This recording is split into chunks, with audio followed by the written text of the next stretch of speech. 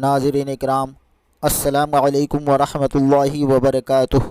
اللہ عز و جل کا کروڑہ کروڑ احسان ہے کہ اس نے ہمیں رجب المرجب کا پیارا پیارا عظیم الشان مہینہ عطا فرمایا، پھر شعبان المعظم کا عظیم الشان مہینہ، اور اس میں بھی ایک ایسی رات عطا فرمائی جسے شب برات یعنی چھٹکارا پانے کی رات کہا جاتا ہے، تاکہ ہم اس رات خوب عبادت کریں، اپنے گناہوں کی معافی مانگیں، توبہ و استغفار کریں۔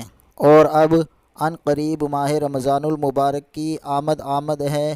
ماہ رمضان المبارک کے فیضان کے کیا کہنے، اس کی تو ہر گھڑی رحمت بھری ہے۔ اس مہینے میں اجر و ثواب بہت ہی بڑھ جاتا ہے۔ نفل کا ثواب فرض کے برابر اور فرض کا ثواب 70 گنا کر دیا جاتا ہے، بلکہ اس مہینے میں تو روزہ دار کا سونا بھی عبادت میں شمار کیا جاتا ہے۔